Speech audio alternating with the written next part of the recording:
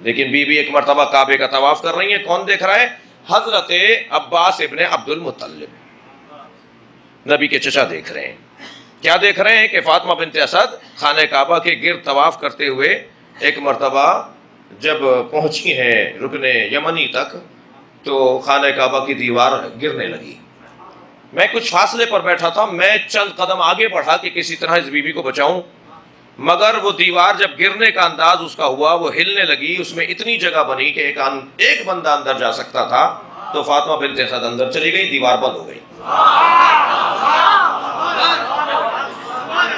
اب عباس ابن عبد المطلب پریشان ہیں، نگران ہیں کہ یہ کیا ماجرا ہے، دیوار جڑ گئی ہے۔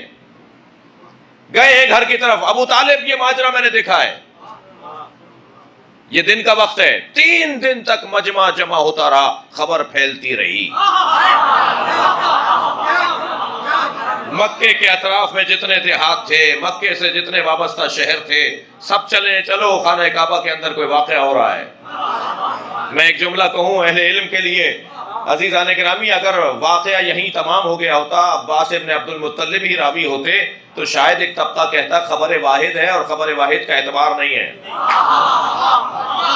ان کے مطابق خبر واحد، ایک آدمی بول رہا ہے بھائی، خبر متواتر نہیں ہے، خبر واحد ہے۔ لیکن یہ خبر واحد کیسی ہے؟ جملہ دے رہا ہوں، اندر جاتے ہوئے ایک نے دیکھا ہے، آتے ہوئے پورے مکے نے دیکھا ہے۔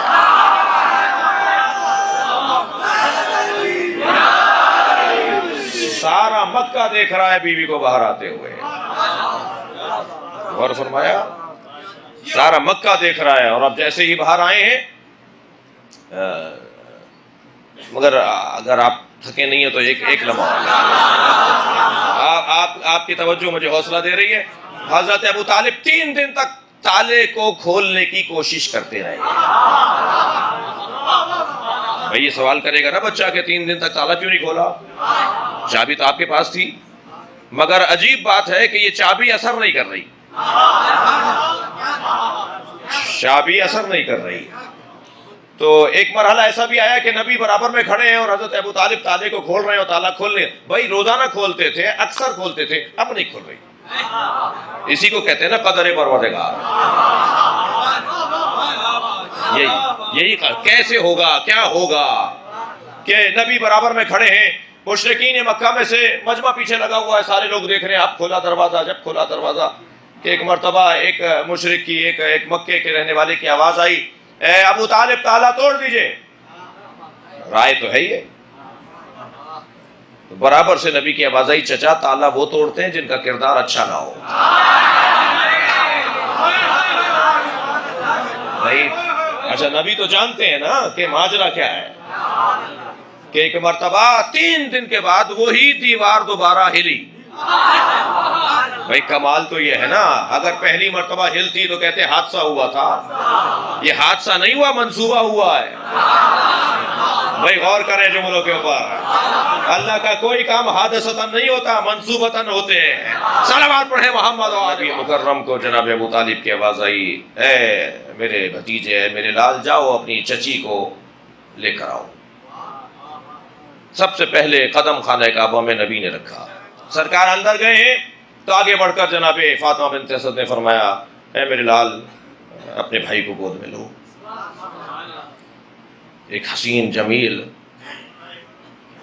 2 حسنوں ہوئی کا تو قصہ ہے بھائی، ایک حسن محمد، ایک حسن علی، ایک سکے کا یہ رخ، ایک سکے کا وہ رخ، ایک نور کے 2 ٹکڑے جی۔ ایک کا جمال چچا کو اور دادا کو کہلوا رہا ہے کہ نام محمد رکھو، ایک کا حسن کہلوا رہا ہے اس کا نام علی رکھو۔ آگے بڑھ کے گود میں لیا، فرمایا اے میرے محمد، اے میرے لال، اس بھائی نے، تمہارے بھائی نے 3 دن سے کچھ کھایا نہیں ہے، آنکھیں نہیں کھولی ہیں، رویا نہیں ہے۔ میرے مولا نبی نے جیسے ہی گود میں لیا، اب آپ کی ولائی سماتے ہیں تو ایک جملہ اور کہہ دیتا ہوں، جب نبوت کی گرمی امامت نے پائی،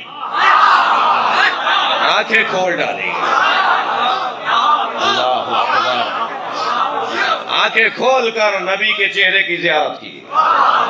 سب سے پہلا دیدار سرکار کا، سب سے پہلی غذا نبی کا لعاب، فوراً نبی مکرم نے اپنی زبان مولا علی کے منہ میں دے دی. علامہ اظہر حسن زیدی کو ذرا ان کی روح کو شاد کروں. علامہ اظہر حسن زیدی کہتے ہیں, توجہ چاہوں گا, علامہ اظہر حسن زیدی کہتے ہیں کہ محمد اسے کہتے ہیں جسے دیکھ کر علی کی آنکھیں کھل جائیں.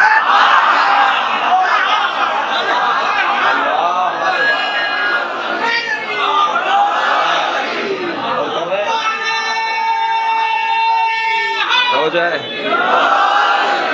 ایک اور جملہ سن لیجئے علامہ اظہر حسن زیدی کا.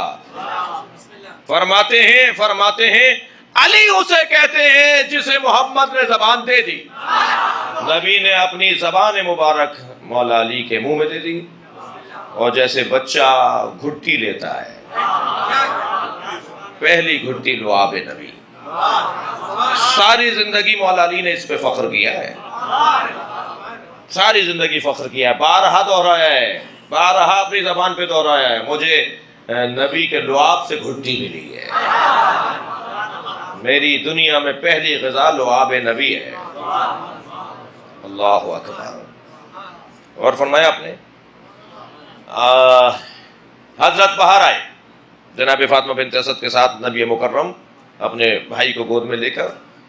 تو جیسے ہی دروازے پر پہنچے ہیں تو حضرت ابو طالب نے مبارکباد دی اور کہا فاطمہ مجمع لگا ہوا ہے, اب آپ تصور وہیں رہیے, اپنا ذہن وہیں رکھیے. مجمع مکے کے اندر, تمام اطراف کا مکے کا مجمع, ہزاروں کی تعداد میں لوگ موجود ہیں. خانہ کعبہ کے دروازے پہ بی بی کھڑی ہوئی ہیں, اور نبی باپ اپنی پھوپھی اپنی چچی کے برابر میں کھڑے ہیں. اپنی ماں بھی کہا ہے انہیں, فرمایا میری ماں تو بچپن میں مر گئی تھی, مجھے انہوں نے پالا ہے. جناب فاطمہ بنت اسد مولا علی کی ماں کو اپنی ماں کہا ہے. ابو طالب ایک جانب کھڑے ہیں, نبی مکرم ایک جانب کھڑے ہیں, بیچ میں جناب فاطمہ بنت اسد کھڑی ہیں. حضرت سے آواز دے کر کہا ذرا بتاؤ کعبے میں ہوا کیا ہے.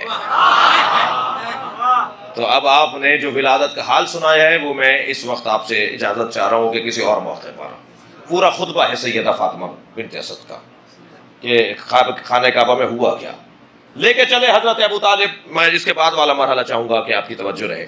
لے کے چلے حضرت ابو طالب اپنے بچے کو گود میں, کہ جیسے ہی چند قدم آگے بڑھے تو وہاں سے کوئی عیسائی پادری, وہاں سے کوئی کابل احبار یہودی عالم, وہاں سے کوئی رئیس قبیلہ, وہاں سے کوئی سردار قبیلہ, یہ سب 8 10 20 50 آدمی سامنے آ گئے. کہنے لگے ابو طالب کہاں لے جا رہے ہو. مکے کا تو دستور ہے جب کوئی بچہ دنیا میں آتا ہے تو یہ سامنے پتھر کی طرف اشارہ کیا, اس پتھر پر لٹا دیتے ہیں. اگر یہ حلال راستے سے آتا ہے تو بھی طے ہو جاتا ہے, اور اگر یہ غلط راستے سے آیا ہوتا ہے تب بھی طے ہو جاتا ہے. دستور یہ تھا کہ بچے کو لٹا دیتے تھے. جب بھی مکے میں کوئی بچہ پیدا ہوتا تھا اسے لے جا کے اس پتھر پہ لٹا دیتے تھے. ایک اژدہا نکل کر آتا تھا,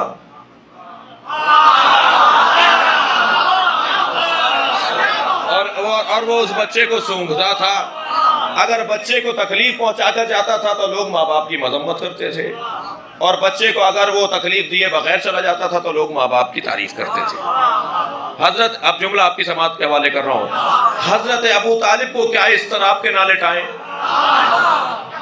جا کے لٹا دیا حضرت ابو طالب نے اس پتھر پر. اب وہ اژدہا چل کر آیا, توجہ چاہوں گا, وہ اژدہا چل کر آیا, جیسے ہی اس نے مولا پر پھن پھیلایا, میرے مولا نے ننھا سے ہاتھ اٹھا کر اس کے ایک منہ کی ایک جانب پکڑا, اس کا گال پکڑا, دوسرا ہاتھ بلند کیا, اس کا دوسرا گال پکڑا اور اسے پھاڑ ڈالا.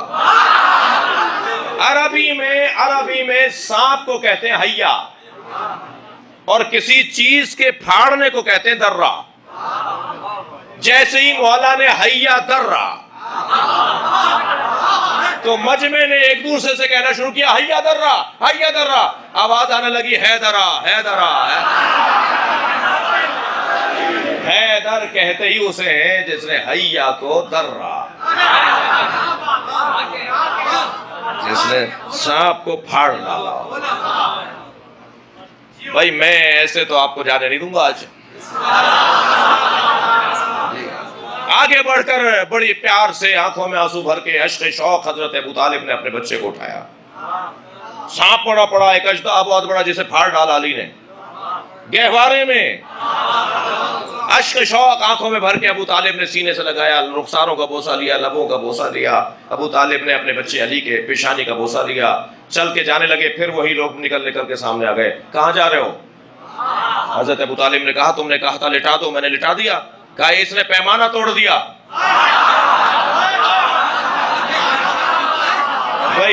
میری آج کے بیان کا حاصل مطلب ہے اس نے کسوٹی توڑ دی. آج کے بعد کیسے طے کریں گے کون حلالی ہے؟ برابر سے نبی کی آواز آئی, چچا کہہ دیجئے آج کے بعد یہی کسوٹی ہے. جس کے دل میں علی کی محبت ہوگی وہ حلالی ہے.